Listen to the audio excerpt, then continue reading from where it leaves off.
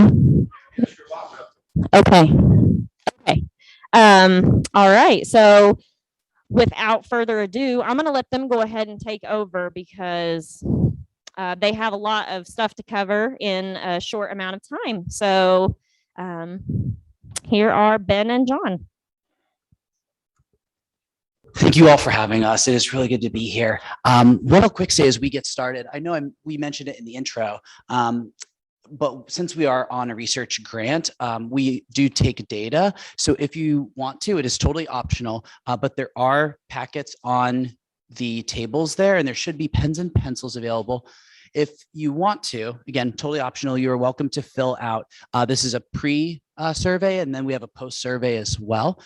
Ultimately, it's just covering different topics that have come up throughout our research, and we hope to use the data to just inform what topics were meaningful and what things would you want addressed in the future. So if you would like, feel free to fill that out. And then afterwards, there is a post survey, and we appreciate any and all comments you want to make, especially constructive. We always appreciate positive feedback, but if there's anything we either missed or anything you would like to address, we're happy to follow up with you as well. But also any and all feedback is helpful. So thank you. Awesome. So if we want to get diving on in then, are you all comfortable filling out the survey while we present?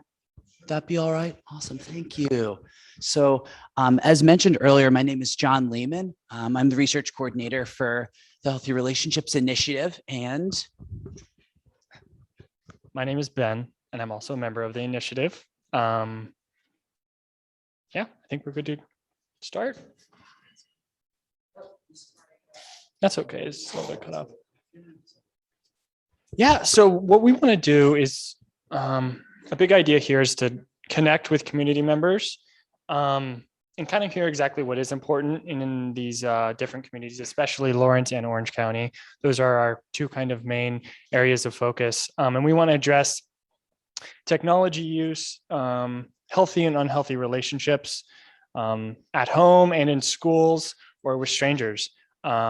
And we are focusing on age groups grades 3 through 5 for the kids. We do presentations in elementary schools for those age ranges. So just a quick overview of what we'll be doing today. We're going to present, we're going to talk with you guys. We're going to go over technology, as I mentioned, interpersonal relationships. And then as John mentioned before, we'd love to get some feedback and some helpful discussions as well. So just to get started, I think probably too, I don't know if you'd mentioned this, Ben, but if there are comments and questions, typically with a larger span of time, we love for this to be a conversation. So we invite input throughout the presentation. Are we comfortable holding questions and comments for certain points of the presentation? Would that be okay? Awesome. But we have them throughout, so we should have that. And ultimately though, as we dive on in, a lot of what we're doing with this grant is what we call kind of an upstream model of prevention. So I know a lot of preventative measures with anything from sexual violence prevention to suicide prevention. Typically, it's kind of at the waterfall, so catching people before they fall. However, I think in recent years, research has really shown the focus needs to be more upstream. Where are people getting into the river in the first place? And looking at preventative measures such as how to cultivate healthy relationships, especially with kids, and giving them that knowledge from a young age allows them to take that throughout their life and create relationships that are mutually beneficial and healthy. So as we keep going then, this is just a little bit for fun, but since kids are using a lot of apps on phones nowadays, I wanted to see any apps that you all might know. Does anyone know this yellow one with the ghost off the top of their head? Happy Halloween. Yes. That's it. Snapchat indeed. Does anyone know this one? Yeah. I know. Nice. The next one. All right. There you go. Yeah. The one near Ben.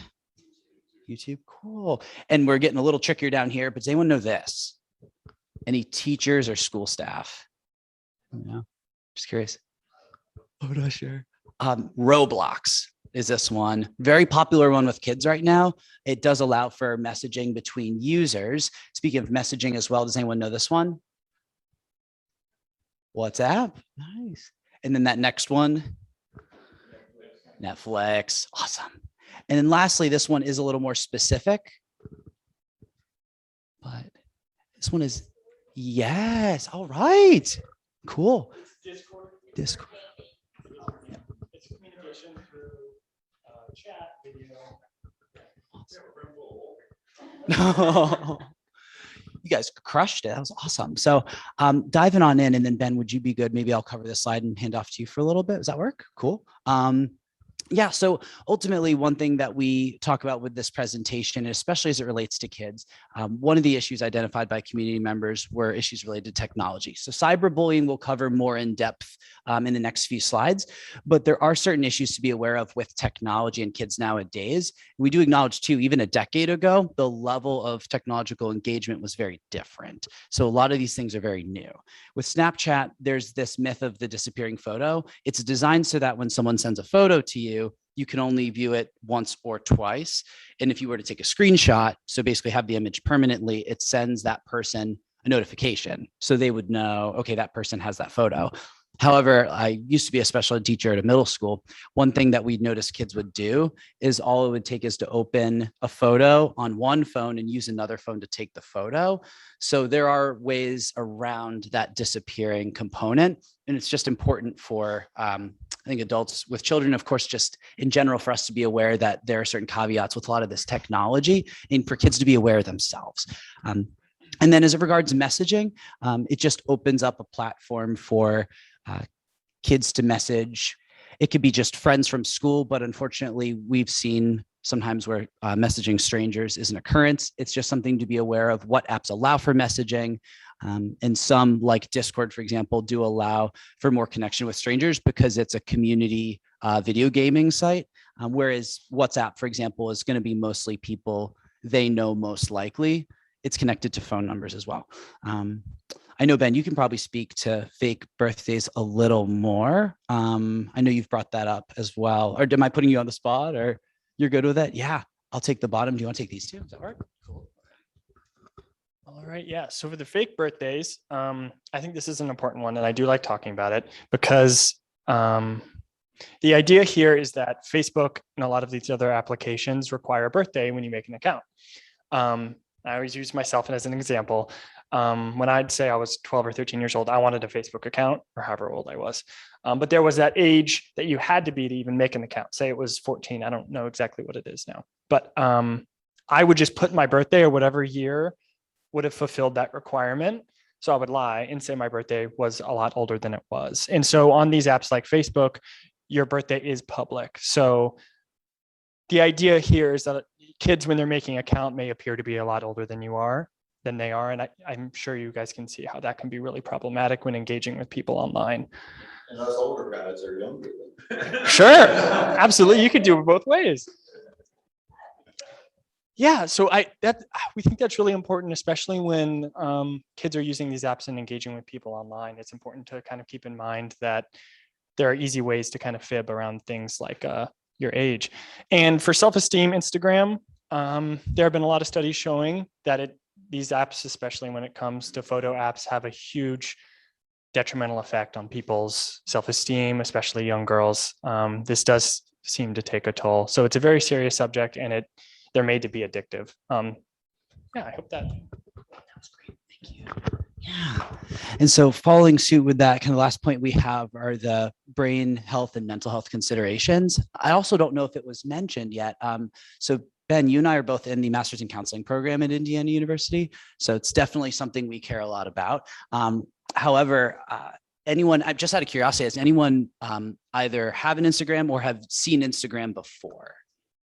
See what that looks like? And ultimately, it's a scrolling type app. So as you scroll, it looks very similar to like a slot machine, and that's not unintentional. It's actually designed to kind of trick the brain into the same level of engagement that certain gambling machines do, which is why technology addiction has been in the conversation in the mental health and psychological field here over the last decade. And then additionally, too, another component to why certain technology can be addictive is because of the chemical dopamine that's released in the brain, generally responsible not only for joy, but habit building as well.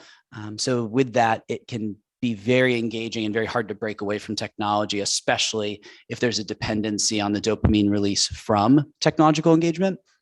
And the last point, I'm more or less giving a shout out to the author Cal Newport. Is anyone familiar with Cal Newport by chance? Just curious. Okay. Yeah, I'll throw out there. It's a recommendation, very impactful for myself. He wrote a book called Digital Minimalism about healthy ways of engaging with technology. Cal Newport's a computer science professor at Georgetown University. And one study he noted in the book that he wrote is that there is a neuroscience study doing brain scans on task engagement. And what they found is that when we are alone with our thoughts in solitude, there's a part of our brain that turns on that is not on at all when we're engaging in this setting. So if I'm talking to you, Ben, or to any of you, the part of my brain that feels solitude is off. That said, though, that's a really healthy part of our brain for self-reflection. And the more we engage with our phones, the less we are able to actually have that part of our brain activated. And so we figured it'd be worthy of noting that even just for brain health, taking time away to actually sit with our own thoughts is a really healthy thing for our brains. So, yes. Is the blue? Yes, I think so. Yeah. Thank you. And can everyone hear okay, though? Sometimes I speak softly. I'm sorry if it's hard to hear me. And yeah, Ben, do you want to take over? Do we want to keep going? Sure. Yeah. All right. Yeah. And so kind of why we wanted to tackle the issue of technology, and especially in raising kids or with kids' lives in general, is because a lot of studies have shown that it's a main concern with parents raising kids in this kind of technological new age. So yeah, it's very important and it is concerning. Of course. How many people 20 years ago are raising kids today, 20 years later, that the same age? That seems so skewed. And that's someone's opinion. Not everyone 20 years apart is raising small children that has to, maybe it's grandparents are entering and they think that their children have trouble raising their grandchildren. But just inherently, it sounds specious to me. To say, 20 years ago it was harder or easier than it is today. Are you doing today what you did 20 years ago? Are you raising 4 or 5-year-olds today that you raised 20 years ago? Does that make sense? It doesn't sound kind of funny. So I think what a big issue is that the mental part of cyberbullying is something that we weren't seeing then. I think that's kind of what it's kind of pinned. It's not someone's experience that today it's harder or easier than it was 5 years ago. It's their perception of what it must be like. Just what must be like today that it's harder or easier than it was for me. Sure. But not for me now. Sure. Absolutely. I think it is, that's a great point. And I think it's also that while there is that gap, it is kind of reflecting on the new parents of each generation, looking back that way. So we're looking at people who have raised children in this generation versus 20 years ago, people who have children in that age. Does that? Thousands of years, every generation thinks a new one is awful. Sure.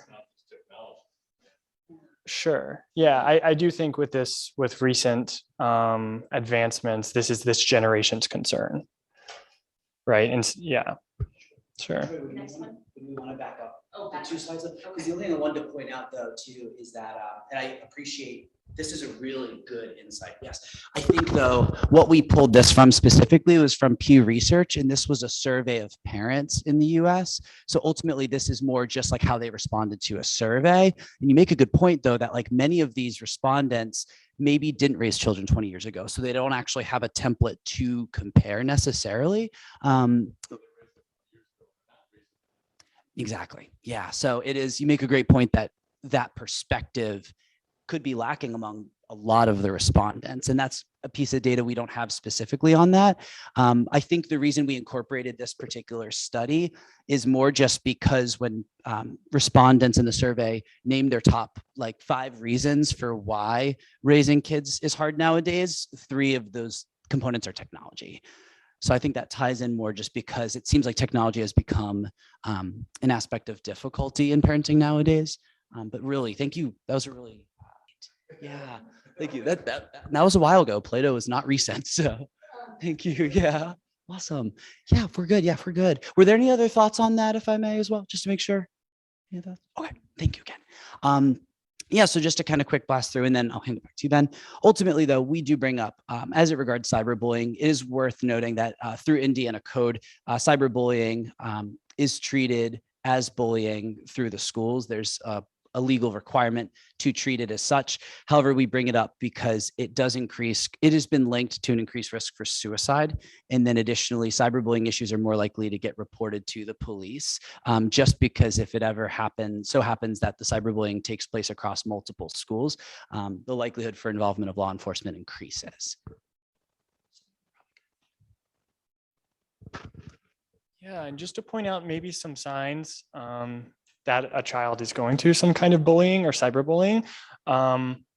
Increased use is a big one, especially going into the evening, early morning, especially when they're using the devices and you notice any kind of maybe some behavior that doesn't seem that you notice, right? So if it's anger, if it's sadness, that's definitely important to note and maybe consider what you want to do. Yeah, and another big one is whether they're hiding it when you walk over. That could just be, some typical privacy, but maybe it's something to think about, whether there's something they don't want you to see, or there's something maybe that they don't feel comfortable sharing. And going along with that, whether they kind of don't want to share what they're doing, and that's okay when it comes to, there's some conversations or things that they want to keep to themselves, but sometimes it's worth thinking about. And then withdrawing from social family situations, whether they're uncomfortable, parents can read their kids pretty well. So yes, so something we definitely want to mention is the 3 kind of steps, what we want to do here. If you are a parent or guardian, or someone that has a kid, is there 3 steps that are really important. And that's documenting exactly when the cyberbullying is happening. That means taking a screenshot, the time, the date, exactly what is happening. And then next, you're going to want to report that to the school or to the authorities. And then you want to support the child in any way you can, because this can really take a toll. No, you're good. Yes, and so iPhones have a great feature called screen time. And so if you do want to go and look at exactly what they're doing on their phone, it breaks it down by app and app basis. So you can see exactly how much time is spent on one app, weekly updates, daily. Just, a little heads up on that one. Yes, and like how we mentioned before, there's certain apps that are more popular than others. A big one is Instagram, even for messaging. Direct messaging is really big right now on Instagram, and Tinder is a dating app. We wanted to throw that out there. I don't think any kids in elementary school should be on Tinder, but yeah, it's definitely something to think about if you do see that. So if you do have an app that you aren't familiar with, maybe look it up, see what it's about. Same goes for Netflix. Along with iPhones, there are parental controls you can implement also with that kind of document what they're watching, when they're watching, things like that. And of course, there's internet browser security protocols as well. So I think this would probably be a good point to check in of any questions or comments specifically about this first part. We are moving into kind of the more healthy and interpersonal relationship topics next. But any thoughts on technology, questions? Yeah. That's a great question. Yes, I would definitely say kids are on Twitter. However, in terms of the slides, do you remember we had the 8 different icons? Twitter might not rank in those top apps to look for. For context too, a lot of our grant research is centered around children in grades 3 through 5. So we were really looking at what apps are kids most likely to use in those. Yes, exactly. That is a great question. I think, so the origins, thank you. Yeah. So the origins of the research are actually based in a few specific types of research. I don't want to get too wordy here, but early intervention is a big aspect of our research. So measuring how effective are programs like ours when we talk about healthy relationships and technology safety with kids ages 9 through 12 or 8 through 11. So early intervention is a big piece of this. We're trying to add to the amount of research around effectiveness of early intervention. So that is specifically why we've looked at these ages. That said, having worked in the schools, I don't feel fully as though I can speak to how young kids are using phones, but the longer I was in the schools, the more I noticed the younger it kept getting. I have seen fifth graders have Instagram. I have seen third graders have iPhones. So I do think it is getting younger, but I think that is probably around the age gap where it can vary. So that is a great question, though, and I'm sorry I don't have a direct statistic as to that. Okay, Jim, why don't you let him keep the mic, and then if you just repeat the question, that makes it a lot flow. Oh, thank you. That sounds great. Awesome. Were there any other questions or concerns with all this? Okay. All right. And just to check into, did you mention we want to honor the 1 o'clock time? Is that right? Close we can. Okay. Yeah. Well, we'll probably blast through this section, but ultimately, these are just some tips for cultivating healthy relationships as backed by research. So we can keep kind of moving with this. We do have, and I think this is probably worth taking the time for. Given 60 seconds, I would love if you guys wanted to talk to someone near you and think about either someone you feel grateful for in your life right now or someone that you feel safe with and that you deeply trust. Who are those people in your life? Tell a neighbor. You have 60 seconds. Moving through. Ultimately, kind of we'll just hit on these slides very briefly, but again, a lot of these are just strategies for ways we cultivate healthy relationships, and this is all backed by research. And so with this, consent is a big thing. So a person's permission for something to happen to them, it's as simple as signing a waiver to ride a zip line, or then you've been to a restaurant that has the spicy wings where they make you sign the paper. That's you saying, I'm okay with this happening to me. Why we do that sometimes, I'm not sure, but it's also very important. Research has shown the importance of bodily autonomy in children. So asking if someone wants a hug goodbye is also a very simple and straightforward way to honor consent. Additionally, too, it's worth noting that the opposite of consent, being coercion, can either entail intimidation or not fully honoring someone's no. It is important to make sure that when we honor people's no, it shows and conveys respect for them. And then cyberbullying is just often where we see a lot of this. That's why we bring it up specifically in our presentation. We see a lot of or else scenarios and examples of cyberbullying. It can be a way of threatening another kid to say, do this thing or else I'll do this. And so that would be an example of coercion. That said, we bring up consent because research has shown that healthy boundaries and honoring each other's boundaries increases relationship quality. And then especially it is a correlate to violence reduction. It's very important. So next slide. Oh, it did move to the next slide. Ben, do you want to take over? Do you want me to keep going? All right, yeah. So why bring it up is because we can actually implement this in our daily lives with friends, with family, and with our children. So it does get as simple as, do you want me to sit next to you while I read to you, or do you want me to get in bed with you? What, kind of just giving them their agency to decide exactly what they do want and how they want to do it. Yeah, so it's just the idea of implementing early, the idea of you're supposed to ask people before you do things. And that's a really, really healthy behavior to kind of grow with and start to implement as you get older. Yes, so a big thing here is also using I statements. And this goes out into a lot of different kinds of adult relationships as well. I was hurt by the way you talked to me, not you talked to me. The way you behaved really was really. Yeah, sure, right here. I feel hurt when you speak to me. Instead of the way you're yelling makes me so angry. It just kind of takes the ownership of the feeling to the self, so that people can kind of recognize the impact of their actions on you, as opposed to getting defensive almost right away when you accuse them of behaving a certain way. Here's some more examples here. Yeah.